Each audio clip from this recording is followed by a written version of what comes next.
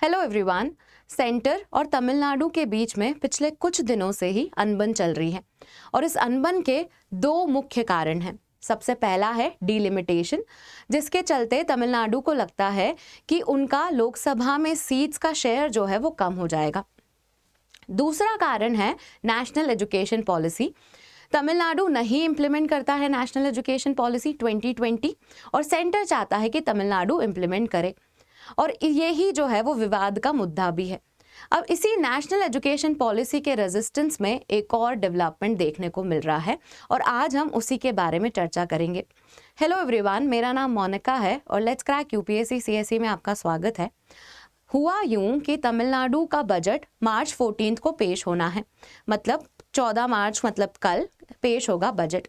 अब उस बजट का लोगो आज रिलीज हो गया और उस लोगो में कुछ ऐसी प्रॉब्लम देखी। प्रॉब्लम क्या, एक डिस्कशन का मुद्दा बन गया वो लोगो। क्या हुआ देखो, ये 2024 के बजट का लोगो है, ये 2025 का लोगो है जो रिसेंट में रिलीज किया और इसमें देखिए आप, ये रुपी का जो सिंबल है इसको हटा के तमिल का जो लेटर है रू वो लगा दिया गया है। अब ये जो डेवलपमेंट है इसका क्या सिग्निफिकेंस है? क्या ये नेशनल एजुकेशन पॉलिसी का जो रेजिस्टेंस है उसी को दिखाने का एक तरीका है, या ये हिंदी को डिसरिस्पेक्ट करने का तरीका? ये देवनागरी स्क्रिप्ट है, देवनागरी स्क्रिप्ट की जगह पे तमिल प्रेफर किया गया है, तो क्या ये स्ट्रॉन्ग मैसेज है नेशनल एजुकेशन पॉलिसी के रेजिस्टेंस से रिलेटेड? तो ये जो है ये डिस्कशन का मुद्दा बन गया है। यहाँ पर जो टेक्स्ट है उसमें लिखा हुआ है कि this budget is for everyone, सबके लिए है ये बजट, एक इंक्लूसिव बजट है। तो टेक्स्ट में कोई प्रॉब्लम नहीं है, ये प्रॉब्लम जो है वो सिंबल से रिलेटेड है। अब इसको लेके बहुत सारी प्रतिक्रियाएं भी आ रही हैं, जिसमें से एक जो फेयर पॉइंट है वो ऐसा है कि यहाँ पे देवनागरी का सिंबल रिप्लेस करके तमिल सिंबल लगाने का रेलेवेंस जो है वो इतना स्ट्रॉन्ग नहीं है। कैसे? क्योंकि ये जो सिंबल है ये जिन्होंने बनाया है वो खुद तमिल हैं। जी हाँ, मैं बात कर रही हूँ उदय कुमार की। उदय कुमार ने रुपी का सिंबल डिजाइन किया था जिसको 2010 में हमने एक्सेप्ट किया। तो उदय कुमार खुद एक तमिलियन है और उसमें एक और इंटरेस्टिंग फैक्ट छुपा हुआ है कि ये डीएमके के एक्स एमएलए के बेटे हैं। He is a son of x DMK MLA. तो ये रेजिस्टेंस जो है ये दिखाने का जो तरीका है इसमें एक आयरनी छुपी हुई है कि क्या मतलब है इस बात का। और तमिलनाडु ऐसा करने वाला पहला स्टेट है जिसने ऑफिशियल करेंसी का सिंबल अपनी रीजनल लैंग्वेज के सिंबल से रिप्लेस किया है। और क्या ये लीगल है, इसके बारे में हम डिस्कशन करेंगे। अब ये सब के बारे में हम चर्चा करें उसके पहले मेरे पास एक अनाउंसमेंट है। ये अनाउंसमेंट अनअकैडमी के सब्सक्रिप्शन से रिलेटेड है। तो अनअकैडमी का सब्सक्रिप्शन फ्लैट 60% ऑफ में अवेलेबल है। ये होली ऑफर है तो इसीलिए ये आज ही खत्म हो जाएगा। 13 मार्च इसका लास्ट डेट है। 60% ऑफ है और साथ में 6 महीने का एक्सटेंशन भी है। मैं यहाँ आपको बताना चाहूंगी कि इससे सस्ता ऑफर कभी भी नहीं मिला है। तो ये जो है ये बहुत ही सुनहरा मौका है अगर आप अनअकैडमी से जुड़ना चाहते हैं तो। 60% of plus 6 month extension. 6 month extension का मतलब होता है कि अगर आप 12 महीने का कोर्स लेते हैं तो आपका कोर्स अवेलेबल रहेगा आपको 18 महीने तक। इसमें आपको मेरा कोड MM05 का इस्तेमाल करना होगा ताकि आपको ये डिस्काउंट दिख सके। अगर आपको टेक्स्ट नहीं दिख रहा है तो मैं पेन कलर चेंज करके भी यहाँ लिख देती हूँ। MM05 जो कोड है उससे आपको ये डिस्काउंट दिखने लग जाएगा। हमारी बहुत सारी बैचेस हैं, टेस्ट सीरीज वगैरह भी आपको अवेलेबल हो जाएगी। पर अगर आपको साल भर का सब्सक्रिप्शन नहीं लेना है और आपको 2025 की प्रीलिम्स के लिए कोई कोर्स चाहिए तो वो भी हमारे पास है। हमारा क्रैश कोर्स है जो ऑनगोइंग है। इसमें आपको जीएस और सीसैट दोनों की तैयारी कराई जाएगी। ये क्रैश कोर्स जो है प्रीलिम्स 2025 को दिमाग में रख के बनाया गया है। ठीक है, अब इस क्रैश कोर्स में आपका अगर प्रीलिम्स क्लियर हो जाता है तो आपको मेंस का सब्सक्रिप्शन भी फ्री में मिल रहा है। अगेन कोड MM05 का इस्तेमाल करेंगे तो आपको डिस्काउंट भी मिल जाएगा, ये ऑफर भी दिखने लग जाएगा और साथ ही आपको अगर आपका क्लियर हो जाता है प्रीलिम्स तो आपको मेंस का सब्सक्रिप्शन भी फ्री मिलेगा। तो ये एक विन विन सिचुएशन है आपके लिए। अब हम वापस टॉपिक पे आते हैं और हमारा जो डिस्कशन है उसे ही कंटिन्यू करते हैं। तो बजट लोगो जो है उसमें तमिल सिंबल इस्तेमाल किया गया है। अब यहाँ से द स्टेटमेंट इज कि वो नेशनल एजुकेशन पॉलिसी को का रेजिस्टेंस शो करता है कि उन्हें नहीं चाहिए कि नेशनल एजुकेशन पॉलिसी तमिलनाडु में इम्प्लीमेंट हो। तमिलनाडु इकलौता ऐसा स्टेट है इंडिया के सारे स्टेट्स में से जो नेशनल एजुकेशन पॉलिसी 2020 इम्प्लीमेंट नहीं करता है। क्या दिक्कत है उन्हें, उसके बारे में हम चर्चा करते हैं। उन्हें बहुत सारी प्रॉब्लम्स है इस पॉलिसी से, पर उसमें एक मेजर प्रॉब्लम है उसके 3 लैंग्वेज फॉर्मूला से। तो तमिलनाडु कहता है कि 3 लैंग्वेज फॉर्मूला कहीं ना कहीं सेंटर की एक चाल है ताकि वो उस स्टेट में हिंदी सिखा सके, हिंदी इम्पोज कर सके। तो दोनों तरफ की बातें सुनेंगे, हम दोनों तरफ की बातें समझेंगे और फिर हम अपना डिस्कशन उसी हिसाब से कंटिन्यू रखेंगे। तो देखो 3 लैंग्वेज फॉर्मूला है क्या। 3 लैंग्वेज फॉर्मूला में, अरे ये क्या सिलेक्ट हो गया, 1 मिनट। तो 3 लैंग्वेज फॉर्मूला में 3 लैंग्वेज किसी भी स्टूडेंट को सीखनी होगी, जिसमें से एटलीस्ट 2 लैंग्वेजेस नेटिव होनी चाहिए, मतलब हमारी इंडिया की लैंग्वेजेस होनी चाहिए। इसमें कहीं भी नहीं लिखा है कि हिंदी कंपलसरी है, ठीक है, इसमें कहीं भी हिंदी कंपलसरी का मेंशन नहीं किया गया है। इसमें बस ये लिखा है कि 3 लैंग्वेज फॉर्मूला है जिसमें 2 लैंग्वेजेस नेटिव होनी चाहिए। कोई भी लैंग्वेज हो सकती है, और लैंग्वेज सिलेक्ट कौन करेगा, स्टेट ही सिलेक्ट करेगा। स्टेट अपने स्टूडेंट्स, टीचर्स से बात करके अपनी ये जो 2 लैंग्वेजेस हैं वो सिलेक्ट कर सकता है। ये 3 लैंग्वेज फॉर्मूला है, सारे स्टेट्स इसे इंप्लीमेंट कर रहे हैं। तमिलनाडु को क्या प्रॉब्लम है इस 3 लैंग्वेज फॉर्मूला से, ये जानने के लिए आपको तमिलनाडु की हिस्ट्री पता होनी चाहिए और उनका हिंदी को लेके जो रेजिस्टेंस है वो पता होना चाहिए। तो देखो इसकी जो हिस्ट्री है, आई एम अज्यूमिंग कि आपको 3 लैंग्वेज फॉर्मूला पता चल गया होगा कि क्या होता है। नाउ जो हिस्ट्री है इससे रिलेटेड, उसके बारे में बात करते हैं। तमिलनाडु में 1930 से ही, 1930 से ही हमने हिंदी को लेके रेजिस्टेंस देखा है। बहुत सारे ऐसे इंस्टेंसेस हैं जहाँ पे हिंदी को लेके उन्होंने प्रोटेस्ट किया है कि वो हिंदी नहीं सीखना चाहते हैं।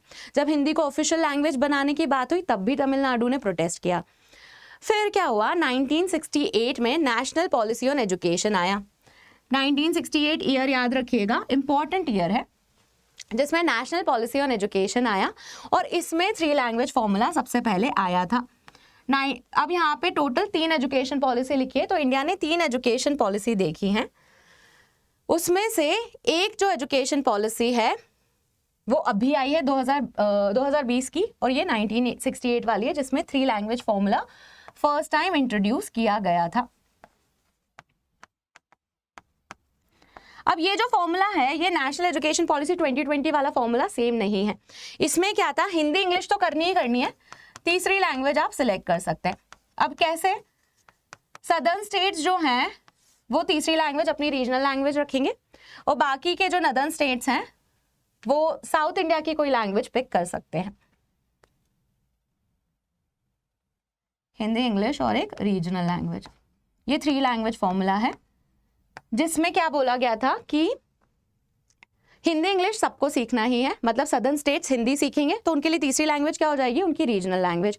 नदर्न स्टेट्स हिंदी इंग्लिश तो सीख ही रहे हैं, तो उन्हें क्या करना है, साउथ इंडिया की कोई लैंग्वेज सीखनी है। तो ये जो है ये फॉर्मूला प्रपोज किया गया था 1968 में। इसको लेके रेजिस्टेंस शो किया तमिलनाडु ने, उसमें बोला कि इन पर हिंदी थोपी जा रही है और वो ये नहीं चाहते हैं।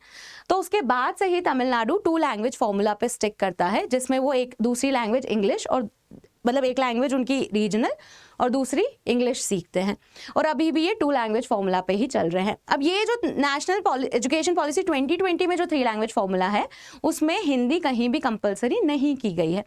तो स्टेट ऐसा कहते हैं कि उनका जो सेंटर ऐसा कहते हैं कि उनका जो लॉजिक है नेशनल एजुकेशन पॉलिसी के रिस्पेक्ट में वो ये ऐसा है कि वो चाहते हैं कि इंडिया में मल्टीलिंग्विज्म हो, मतलब कि हमारे जो लोग हैं वो मल्टीपल भाषाएं बोल पाएं।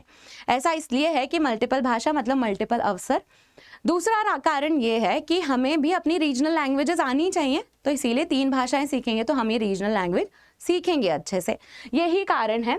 और कुछ स्टैटिस्टिक भी है इससे रिलेटेड, जो आप देखिए कि 3 लैंग्वेज वॉर जो चल रहा है कि 3 लैंग्वेज फॉर्मूला एक कंसर्न है, उसमें हम सेंटर जो है वो कहता है कि वो हमें मल्टीलिंग्विज्म बनाना चाहता है, वो चाहता है कि हम मल्टीपल भाषाएं सीखें जिसमें हमारी रीजनल लैंग्वेज भी हो।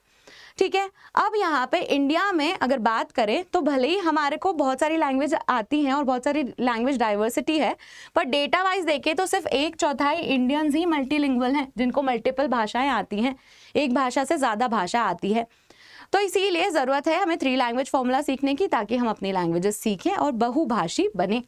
ये सेंटर का आर्ग्यूमेंट है। अब इसमें एक इंटरेस्टिंग पॉइंट बताती हूँ मैं आपको। ऐसा स्टेट जिसकी अधिकतर पॉपुलेशन 2 भाषाएं बोल सकती हैं, वो स्टेट है गोवा। गोवा की करीब 70% पॉपुलेशन बाइलिंगुअल हैं, 2 भाषाएं बोल सकती हैं, और गोवा की ही करीब 50% पॉपुलेशन 3 भाषाएं या 2 से ज़्यादा भाषाएं बोल सकती हैं। तो आप देखिए सबसे मल्टीलिंगुअल स्टेट्स में गोवा सबसे आगे है। तो ये तो सेंटर का आर्ग्यूमेंट हो गया। यहाँ पर हम बात करते हैं स्टेट की, कि स्टेट बोलता है कि हम पे हिंदी थोपी जा रही है, और ये नेशनल एजुकेशन पॉलिसी जो है वो भी कहीं ना कहीं देखना आप हिंदी के लिए ही एक बैकडोर खोल रहे हैं कि तमिलनाडु में हिंदी सिखा दें, और वो ऐसा होने नहीं देंगे, और इसीलिए वो 2 लैंग्वेज फॉर्मूला पे ही स्टिक करेंगे। ये उन्होंने बताया कि हमारे एंटी हिंदी रेजिस्टेंस है, एंटी हिंदी इम्पोजिशन को लेके, जो हिंदी इम्पोजिशन है उसको लेके प्रॉब्लम है, माफ़ी चाहती हूँ, हिंदी इम्पोजिशन को लेके ये प्रॉब्लम है। तो ये जो चीज़ है ये हमें समझ में आ गई है। अब उन्हें और भी क्या लगता है, देखो ये प्रॉब्लम तो इतनी है, पर ये प्रॉब्लम और एग्रावेट हो जाती है। क्यों? क्योंकि union education minister Dharmendra Pradhan जो हैं, उन्होंने समग्र शिक्षा अभियान के चलते जो फंड्स अलोकेट होते हैं उसमें से तमिलनाडु का फंड विथहोल्ड कर लिया, मतलब कि उसे रोक लिया। क्यों? क्योंकि उन्होंने नेशनल एजुकेशन पॉलिसी इंप्लीमेंट नहीं की और उन पे दबाव बनाना शुरू कर दिया। तो यहाँ पर आप देख सकेंगे कि जो फंड है वो विथहोल्ड कर लिया गया है, समग्र शिक्षा अभियान के अंतर्गत जो फंड मिलता है वो विथहोल्ड कर लिया है। उसके बदले में तमिलनाडु गवर्नमेंट कहती है कि ये तो ब्लैकमेलिंग है, आप इस तरह से तो हमें ब्लैकमेल करना चाहते हैं और हम ऐसा होने नहीं देंगे। आप ब्लैकमेल करते रहिए, पर हमारे जो एम है, हमारा जो पर्पस है, हमारे जो उद्देश्य हैं, हमारे जो आइडल्स हैं, हम वो कंटिन्यू रखेंगे। तो इसीलिए उन्होंने कहा कि नेशनल एजुकेशन पॉलिसी तो हम इम्प्लीमेंट नहीं करेंगे। और इस सब के बीच में बयानबाजी चलती रहती है, एक साइड से कुछ स्टेटमेंट आता है, दूसरे साइड से कुछ स्टेटमेंट आता है, और मुद्दा यही है इन अ क्रक्स। तो होपफुली आपको ये इन्फॉर्मेशन पसंद आई होगी। और एक मेरा क्वेश्चन है जिसका आप जवाब देंगे कमेंट सेक्शन में। ये क्वेश्चन जो है वो बताइए कि एजुकेशन इंडियन कॉन्स्टिट्यूशन की कौन से लिस्ट में आता है, 7 शेड्यूल की कौन सी लिस्ट में आता है?